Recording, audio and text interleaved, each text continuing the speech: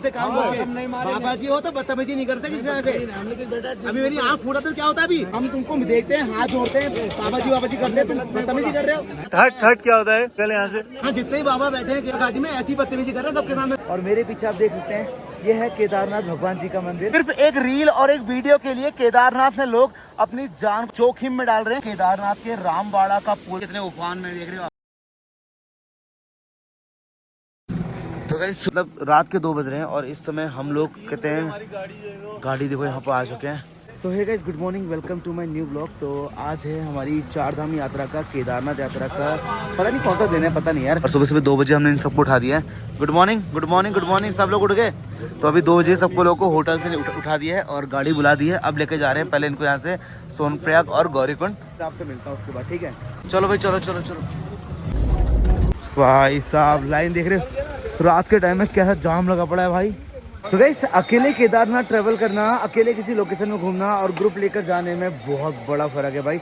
जब तक ना पूरा ग्रुप में निकलता है तब तक अपने को खड़ा रहना पड़ता है। इस समय मैं आपका सोनप्रयाग के बाजार में आ गया हूँ, ये देखो भाई। और अपने जब तक बंदे सारे नहीं आएंगे ना, जैसे ये आ गया भाई, बाकी लोग कहाँ हैं? एक और कहाँ है? अभिषेक चलो चलो चलो चलो चलो आओ आओ। तो वैसे चलो ये सब लोग आ गए। तो चलो सोनप्रयाग से चलते हैं गौरीकुंड, और गौरीकुंड जाने के लिए हमें यहाँ से शेयरिंग टैक्सी लेनी पड़ेगी। हमारी जो सर्विस है बस की वो सोनप्रयाग तक है। सोनप्रयाग से गौरीकुंड जाने के लिए शेयरिंग टैक्सी लेनी ही पड़ती है भाई। और अगर आप अपना कोई जरूरत का सामान भूल कर आ चुके हैं तो आप सोनप्रयाग के इस बाजार से वो सब चीज लेते हैं, यहाँ आपको सब कुछ मिल जाएगा भाई। टाइम हो चुका है, सुबह के बज गए हैं 4 और हम पहुँच चुके हैं गौरीकुंड। और गौरीकुंड पहुंचने के बाद सबसे पहले मैं अपने साथ के सभी लोगों को लेके पहुंच चुका हूँ इस तप्त कुंड में, जहाँ पर सुबह सुबह स्नान करने के बाद ट्रैक की शुरुआत होती है। चलो जी, तप्त कुंड में स्नान करने के बाद सुबह 4:30-5 बजे हमने केदारनाथ मंदिर के लिए चढ़ाई शुरू कर दी है। अभी हल्का हल्का उजाला हुआ है और धूप निकलने तक हम कम से कम 5 से 7 किलोमीटर तक का सफर तो पूरा कर लेंगे। चलो चलो चलो चलो। सब लोगों को मैंने आगे भेज दिया और पीछे पीछे से मैं आ रहा हूँ। और अगर आपको याद होगा, 1 महीने पहले मैंने अपनी केदारनाथ में एक दुकान खोली थी। आज मैं आपको उस दुकान में भी लेके जाऊंगा। क्या रोहित पहाड़ी की केदारनाथ की दुकान बंद हो गई है या फिर चल रही है, वो सब कुछ तो आपको पता चलेगा कि आखिर अब दुकान में डेली कितनी आमदनी हो रही है। तो एक काम करते हैं, ट्रैक करके फटाफट से पहले अपनी दुकान पहुंचते हैं, उसके बाद ग्रुप को लेके केदारनाथ पहुंचते हैं। तो अभी बहुत जगह मानसून नहीं आया, बट केदारनाथ में मानसून दस्तक दे गया है। यहाँ का मौसम देखो आप, ये केदारनाथ का ट्रैक 1 महीने पहले कैसा था और आज 1 महीने में कितना ज्यादा चेंज हो चुका है। देखो भाई, जगह जगह पे ना नाले निकल चुके हैं। देखो ये दिक्कतें हो रही है, लेकिन तो खूबसूरती बहुत सारी है। इतने सारे प्यारे प्यारे वाटरफॉल निकल गए हैं भाई। ओए होए होए होए होए। तो मैं रामबाड़ा पहुंच गया, केदारनाथ का बिल्कुल बीच वाला पड़ाव। और यहाँ भाई पानी इतने उफान में आ रहा है ना।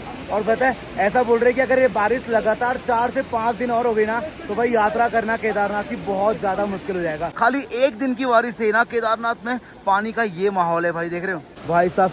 और ये पुल ना 1 बार नहीं 2 बार नहीं, कम से कम 3 से 4 बार टूट चुका है पहले भी। फिलहाल तो अभी ये टेम्परेरी पुल है जिससे लोग पार करके जा रहे हैं, आप देख रहे हो।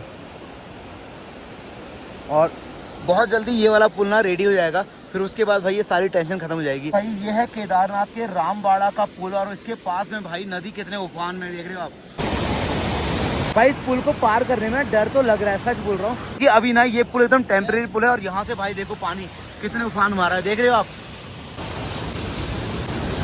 भाई साहब। जितना जल्दी हो सके ना इस पुल को पार कर लेना चाहिए। और गाइस, आपने ना बहुत बार सुना होगा कि केदारनाथ में भैया कुछ लोग ऐसे बह के मर गए, कुछ लोग ऐसे आपदा में दिक्कत आ गई। भाई केदारनाथ में लोग ऐसे नहीं मरते, जो लोग दिमाग से पैदल होते हैं ना, उनके साथ ये हादसे होते हैं। इतना बड़ा पुल बना रखा भाई चलने के लिए, लेकिन कुछ लोग ना, कुछ मंदबुद्धि लोग देखो यहाँ जा रहे हैं नीचे पानी पे। अब अगर पानी ना अगर उफान में आ गया, इनको ना सेकंड नहीं मिलेगा हिलने के लिए यहाँ से, और फिर ये लोग साबुत घर नहीं जाएंगे, समझ रहे। फिर उसके बाद ये बोलेंगे कि सरकार से मुआवजा भी चाहिए। सिर्फ एक रील और एक वीडियो के लिए केदारनाथ में लोग अपनी जान को जोखिम में डाल रहे हैं, ऐसे पानी के बगल में जाके, देख रहे भाई। जिसका डर था वही हुआ। और भाई ताबड़तोड़ वाली बारिश के बाद देख रहे हो क्या हालत होगी यहाँ। इसलिए बोलते हैं भाई 15 जून के बाद ना यात्रा हल्की होती है। क्यों बोलते हैं? जगह जगह पे भाई पानी के ना गड्ढे बन गए हैं भाई साहब, पूरा कीचड़ कीचड़, पूरे सॉक्स के अंदर ना कीचड़ ही कीचड़ घुस गया है। रात के ट्रैक पे ना ऐसे नाले चल रहे हैं भाई, देख रहे हो। वो तो भगवान जी ने मुझे दिमाग दिया और मैंने भाई 2 जोड़ी सॉक्स और लेके आया हूँ बैग में रख के, लेकिन कपड़े लेके नहीं आया हूँ। क्या हालत हो रही है भाई इसमें पूरे केदारनाथ ट्रैक में ना भाई, सारे लोग भाई देख रहे हो। केदारनाथ भगवान जी कपाट खुल रहे थे, उस टाइम पे इतनी ताबड़तोड़ बर्फबारी हो रही थी, चारों साइड ग्लेशियर थे। और अब इस टाइम आया मानसून के टाइम, तो भाई बारिश ही बारिश है। सारे लोग भाई जादू बन के घूम रहे हैं, देख रहे हो। और भाई मानसून में ना एक खूबसूरत चीज देखने को मिलती है भाई इस केदारनाथ के ट्रैक पे। वो है भाई ये देख रहे हो, एक साइड से बादल उड़ते हुए आ रहे हैं भाई और धीरे धीरे पूरे माउंटेन को ढक लेंगे। केदारनाथ में ना इतने खतरनाक के बादल आ गए कि ट्रैक भी दिखाई नहीं दे रहा भाई, ट्रैक कहाँ से शुरू है कहाँ खत्म है। इस बारिश ने तो ना भाई सच में पागल ही कर दिया भाई, कम से कम 4 बार ये रेनकोट पहन लिया। और अब जाके मैंने रेन पैंट पहनी तो भाई देखो मौसम खुल गया, पूरी केदार घाटी का मौसम खुल चुका है। और यहाँ देखो भाई कितनी सारी कैंप साइट बन गई है केदारनाथ के अंदर, देख रहे हो आप, होटल से ज्यादा यहाँ कैंप साइट बन चुकी हैं। और इस फाइनली 5 से 6 घंटे का ट्रैक करने के बाद, तो बारिश में बहुत सारा भीगने के बाद आपके रोहित पहाड़ी पहुंच चुके हैं दोबारा केदारनाथ मंदिर में। और मेरा पूरा ग्रुप ना पहले ही पहुंच चुका है, क्योंकि ना भाई सब लोग ना घोड़े में बैठ के आ गए।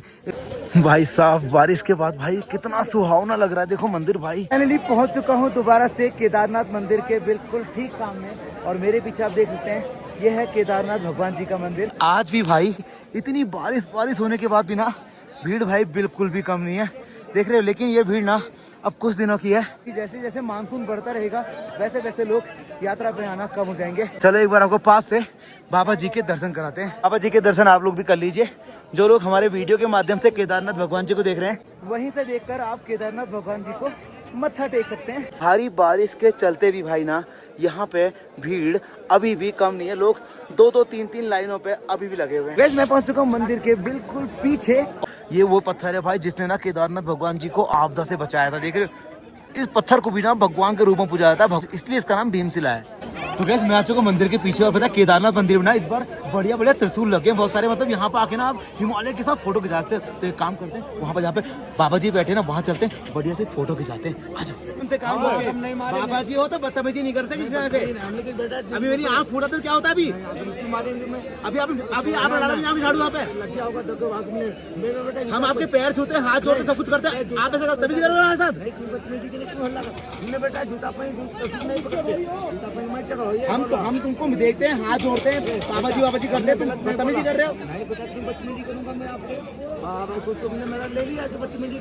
आइंदा कोई भी आएगा थोड़ा तमीज से बात करना, जैसे आप यहाँ पर आए हो दर्शन करने, वैसे हम भी दर्शन करना है घर से। तुम अगर महात्मा हो तो हम भी महात्मा है अपने घर के।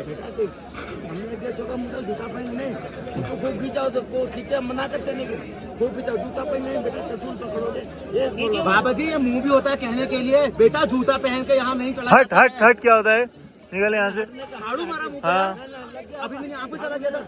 बाबा जी मेरी जिंदगी चला दी, अगर आँख फूटती होगा मेरी।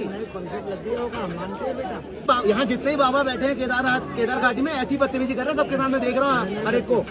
इसलिए अभी मैं आपसे मिला हूँ, आपको बता दिया अगर कोई और बदतमीजी करेगा बाबा उसको भी सिखा दूंगा सबक यहाँ पे। अभी एक बार सिखाया सबक मैंने, बद्रीनाथ में मिला था बाबा, आने में गया, जेल में गया था उस दिन बाबा वहाँ से। हमारा क्या लिया आपने? मेरा बस यही कहना है, अगर आप यहाँ पर बैठे हो, आपसे लोग हाथ जोड़ रहे हैं, तो आपके अंदर भी तमीज होना चाहिए। जैसा अभी हमने गलत नहीं कि झाड़ू जाए तो लग गया होगा।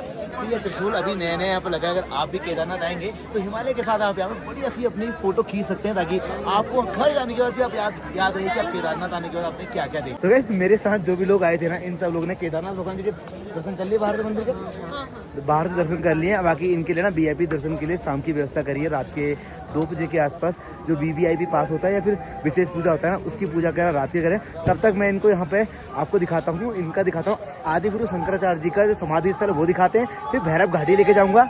मतलब अब ये मुझे पूरे ट्रैक में कहीं नहीं मिले, बस इनको सुबह गाड़ी में बैठाया था तब दिखाया था, उसके बाद कौन कहाँ चल रहा है किधर चल रहा है कोई पता ही नहीं था। अब जाके मिले तो अब इनको जाके थोड़े थोड़े दर्शन कराते हैं। ये है आपका आदि गुरु शंकराचार्य जी का मंदिर है, यहाँ से देख लो, उसके बाद अभी नीचे आने का रास्ता यहाँ से है। और गैस यहाँ जाने का रास्ता ना भाई साहब कितना खूबसूरत बनाया है, देख रहे हो। आदि गुरु शंकराचार्य जी के मंदिर के पास में ये है आदि गुरु शंकराचार्य जी की मूर्ति, और इन्होंने ही क्या कहते हैं केदारनाथ मंदिर का जीर्णोद्धार किया था, और 12 के 12 ज्योतिर्लिंग का जो जीर्णोद्धार है वो इन्होंने ही किया था। और पूरे भारत में जो भी 12 ज्योतिर्लिंग है वो एक ही सीध में है। ये है आपका सामने आदि गुरु शंकराचार्य जी की मूर्ति, और पीछे देखो भाई कितने खूबसूरत हिमालय देख। इन सबको तो मैंने केदारनाथ के आसपास के सारे दर्शन करा दिए, लेकिन हमारे फूफा जी जो है ना वो भाई साहब 1 मैन आर्मी, वो यहाँ से निकल गए, पता कहाँ, ऊपर चले गए, यहाँ से जहाँ मंदाकिनी नदी का उद्गम स्थल है वो देखो भाई, वो और वो हाथ हिला रही है यहाँ से, वो है देखो वो हाथ हिला रहे हैं वहाँ से, वो है फूफा जी। ये देखो ये हमारी सबकी तो यहाँ आके हालत खराब हो गई है।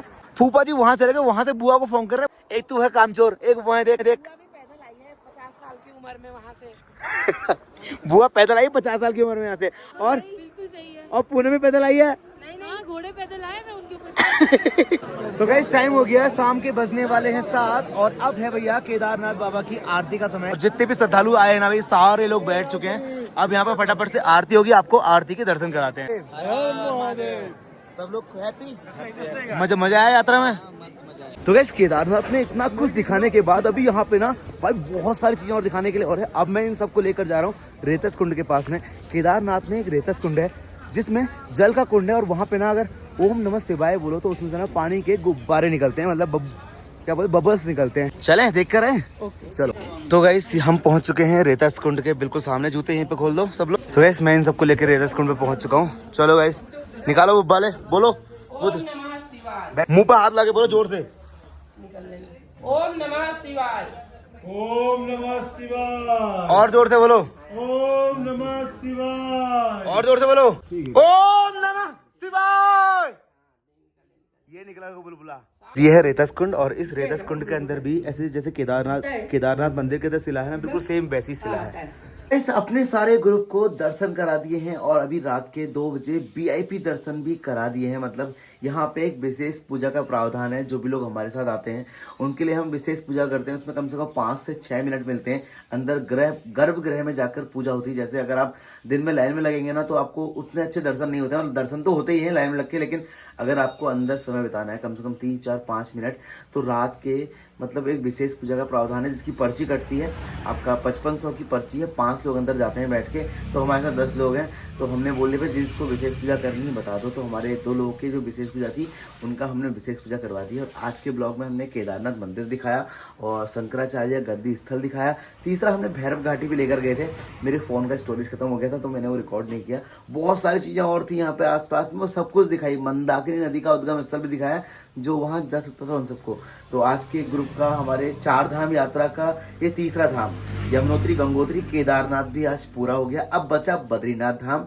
अब बद्रीनाथ जाते समय रास्ते में पंच प्रयाग पड़ेंगे, जो 5 के 5 प्रयाग हैं। उससे पहले फिर हमें आपका केदारनाथ से जब वापस जाएंगे नीचे की तरफ बद्रीनाथ को, रास्ते में ऊपरी ओर पड़ता है जहां पर केदारनाथ भगवान जी का 6 महीने का निवास होता है। जब कपाट बंद होते तो वहीं रहते हैं। अब रास्ते में तुंगनाथ पड़ेगा तो दुनिया का सबसे ऊंचा मंदिर भी दिखाएंगे। तो चलो आज के ब्लॉग को खत्म करते हैं। कल मिलते हैं फिर आपसे एक नए ब्लॉग के साथ में। मतलब अभी तक तो सब लोग बहुत खुश हैं, बहुत खुश, क्योंकि इनको सिर्फ 4 धाम के साथ में ना कम से कम 10 से 15 टेम्पल और ये लोग देख चुके हैं जो रास्ते में बहुत फेमस धाम है। अब कल इनको यहाँ से लेकर जाएंगे ऊखी मठ, ओमकारेश्वर मंदिर और फिर ले जाएंगे तुंगनाथ महादेव के मंदिर। तो कल मिलते हैं नए ब्लॉग के साथ में। पहली बार आए तो चैनल को सब्सक्राइब कर दो, वीडियो को लाइक कर दो। अगर आप भी अपने रोहित पहाड़ी के साथ ऐसे ग्रुप में यात्रा करना चाहते हैं तो नीचे हमारा इंस्टाग्राम का आपको दिखाई दे रहा होगा, रोहित पहाड़ी ब्लॉग करके मेरा इंस्टाग्राम अकाउंट है। आप वहां पे DM भी कर सकते हैं या फिर आप मुझसे कांटेक्ट भी कर सकते हैं। तो चलिए बाय बाय, टेक केयर, हर हर महादेव। फिर मिलते हैं नए ब्लॉग के साथ। Bye bye.